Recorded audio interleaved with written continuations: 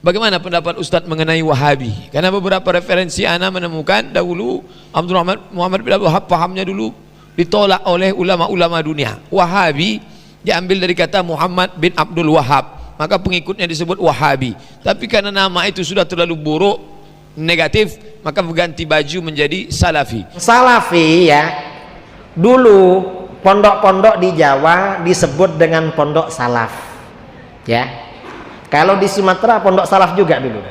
Iya, pondok salaf. Salaf itu artinya perbedaan dengan kholaf, dengan modern. Yang modern ini ada sekolah, ada ijazah. Nah, pondok-pondok yang mengajarkan kitab kuning, syaratnya ada pelajaran kitab Ihya Ulumuddin, disebut dengan pondok salaf. Ada Imriti, ada Alfiyah bin Malik ya, ada Fathul Qarib, Fathul Mu'in, Fathul Wahhab, itu pondok salaf. Lalu ada orang namanya Salafi. Nah, yang Salafi ini yang beda dengan kita itu sebenarnya Wahabi. Buang-buang waktu deh. Buang-buang waktu, selesai. Jadi kalau Anda ngaji dengan siapapun, ada manfaat silahkan ambil, tidak ada manfaat tinggalkan. Ya, saya tidak pernah Anda mengajarkan sesuatu pertama untuk membuat kelompok.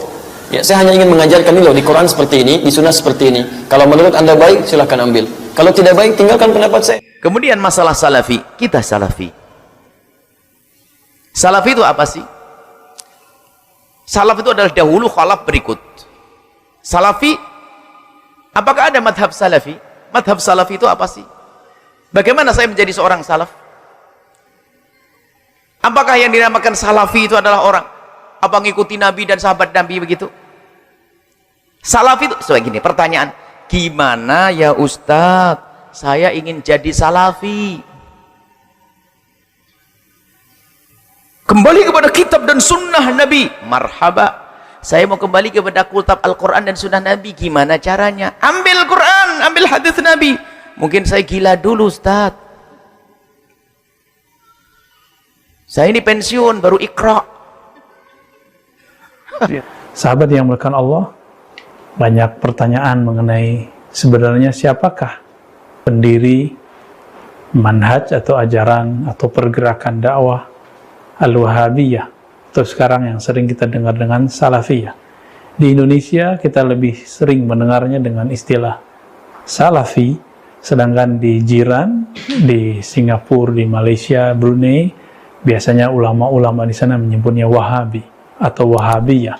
Tidak benar jika ajaran ini dinisbatkan kepada Abdul Wahab bin Rustum. Ini adalah kebahlulan dalam sejarah ya. Ternyata Syekh Muhammad bin Wahab memiliki sisi lain, sisi bahwa dia berguru kepada orang-orang yang sanadnya tertulis dalam sanad-sanad ilmu kita.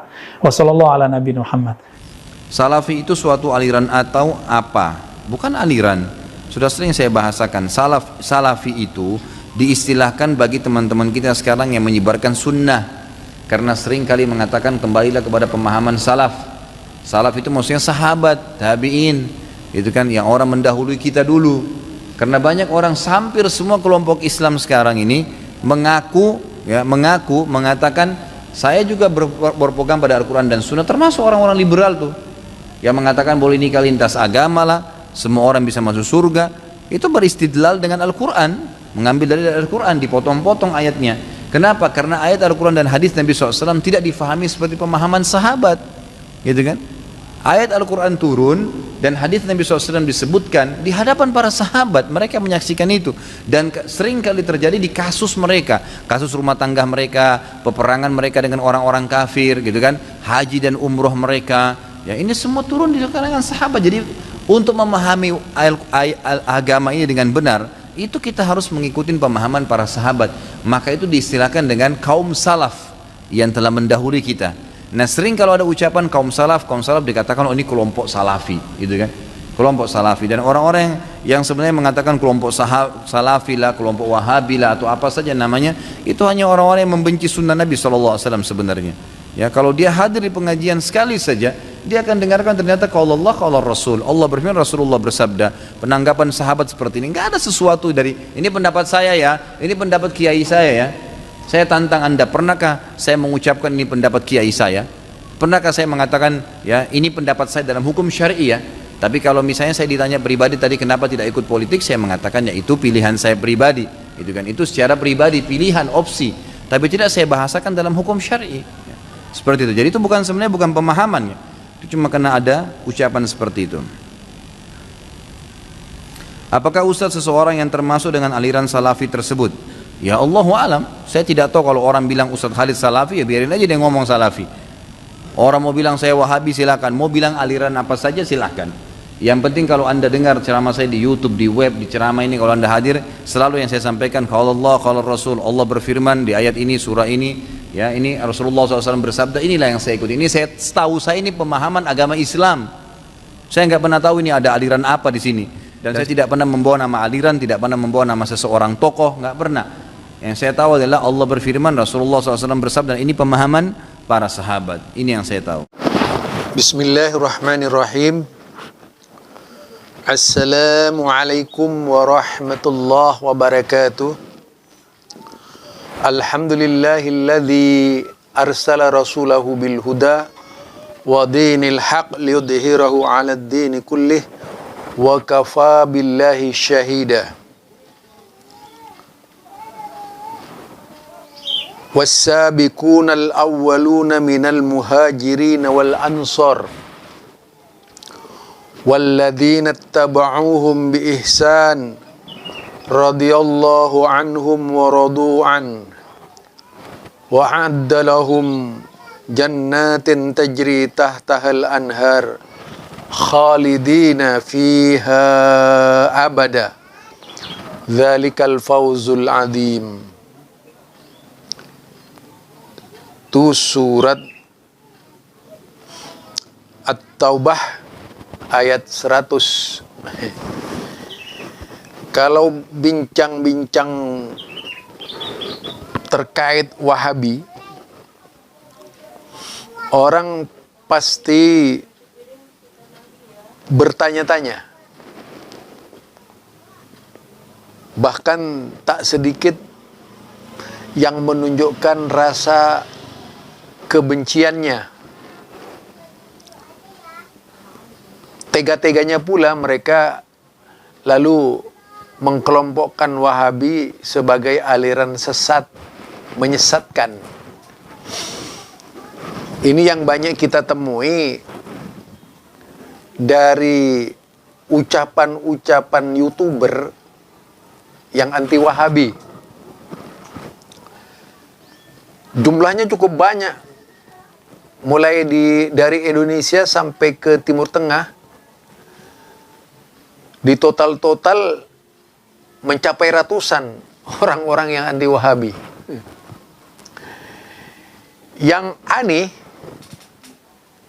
kalimatnya sama, sepak terjangnya sama.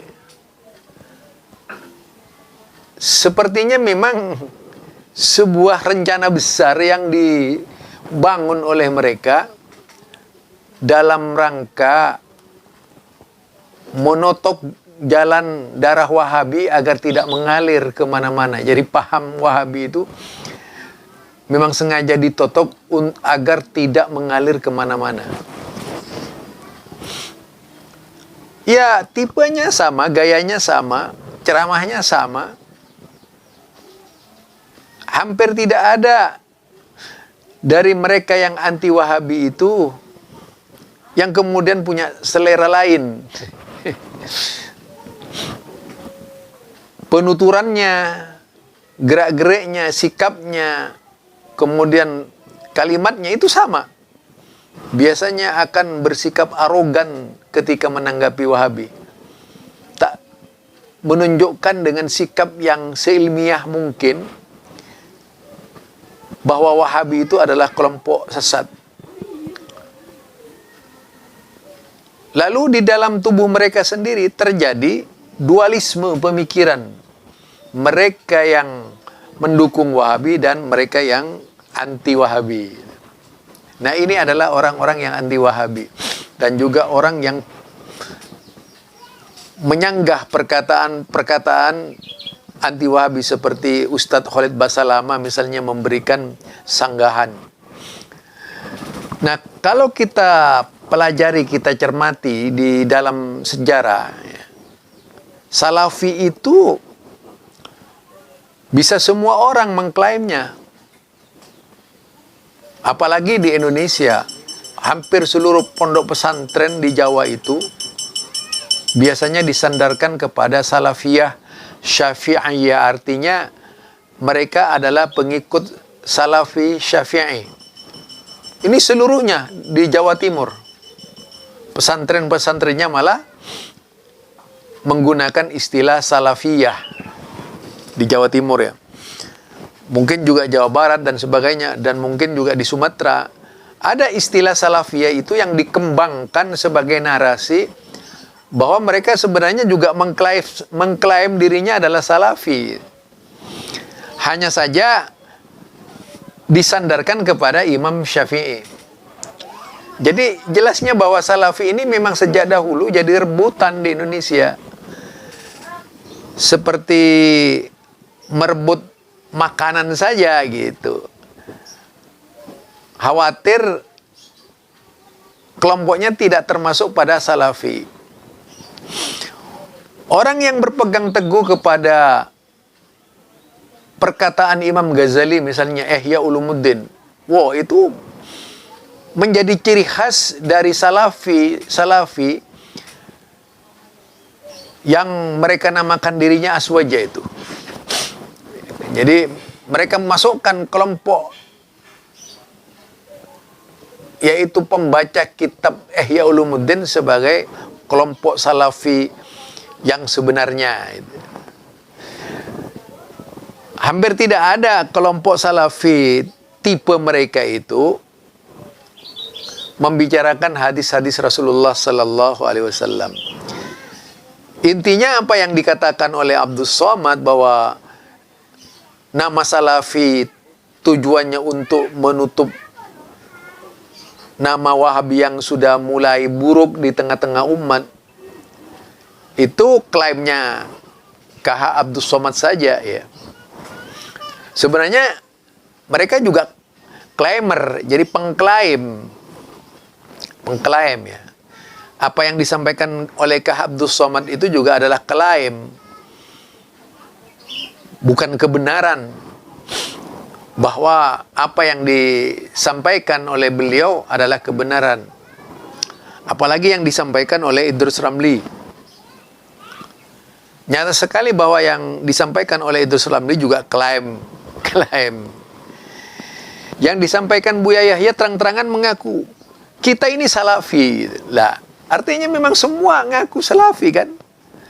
Terus apa beratnya ketika Wahabi menyebut dirinya Salafi? Di mana letak beratnya itu? Kalian saja berani. Kemudian versi Buya Yahya lain lagi, Salafi itu dibatasi dengan mereka yang bermazhab.